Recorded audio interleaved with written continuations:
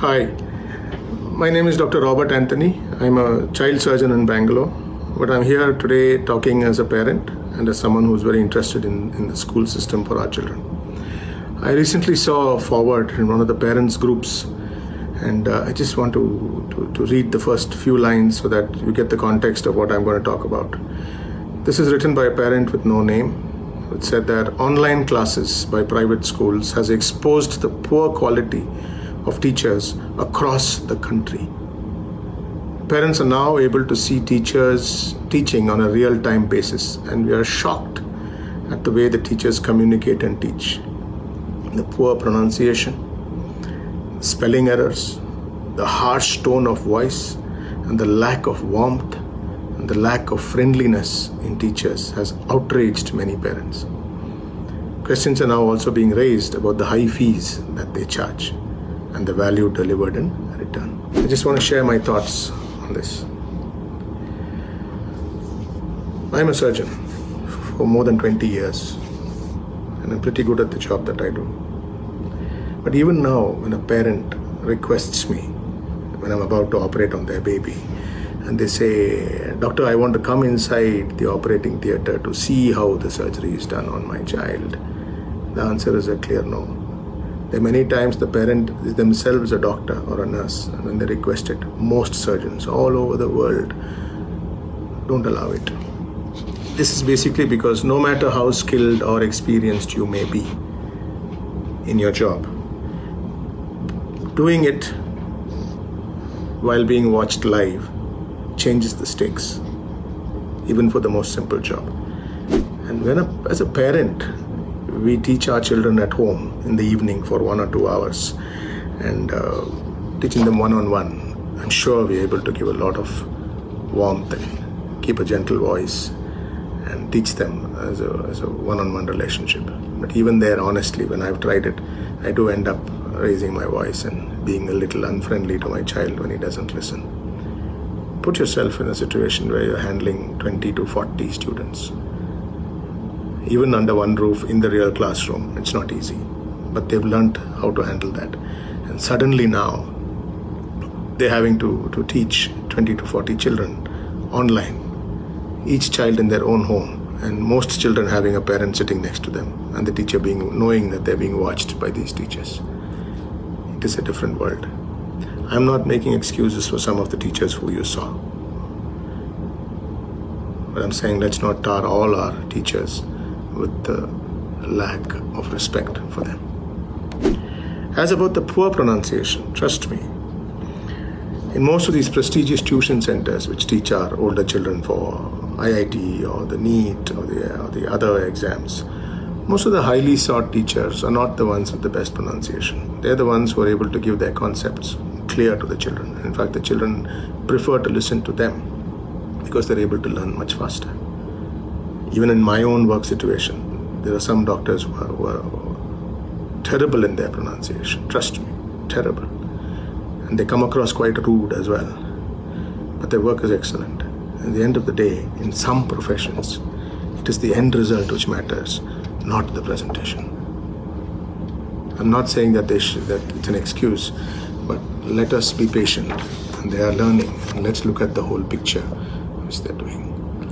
Teachers in almost all the schools are generally trained professionals. If you have a doubt about their training, if you think that your school is employing untrained people, go check, double check, look for proof that they are trained. And they're trained in their subject, and they're trained in handling kids under one roof, under their direct supervision. They've not been trained in handling 40 children in different homes at a distance. Working from home comes naturally to some of your professions. It comes to the software people, it comes to maybe the call center people, or technical, financial people.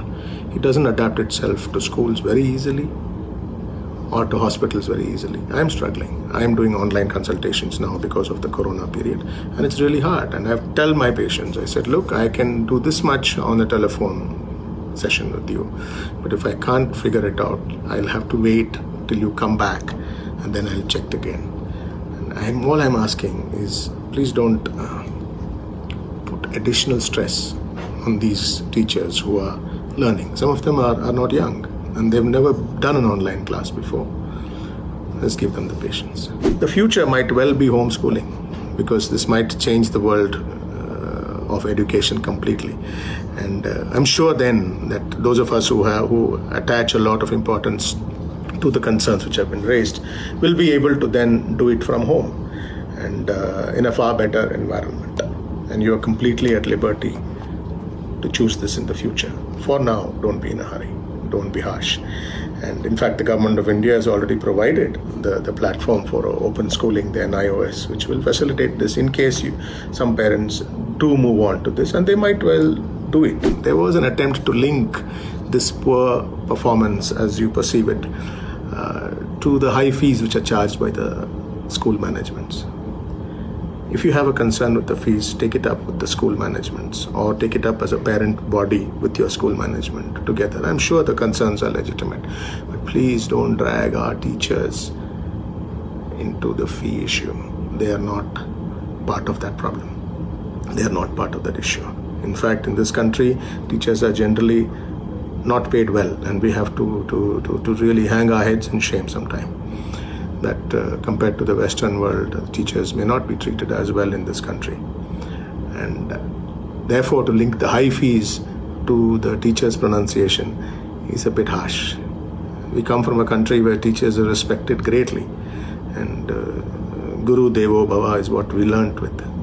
Corona probably is changing that, but I think that's because of the anxiety which everybody is facing.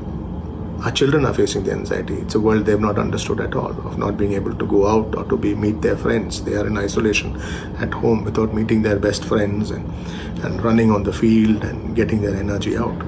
Our parents are under the same anxiety. Our work, our home situation, and the fear for our children's future. I'm sure the parents are anxious as well. That may be what is fueling some of this anxiety collectively.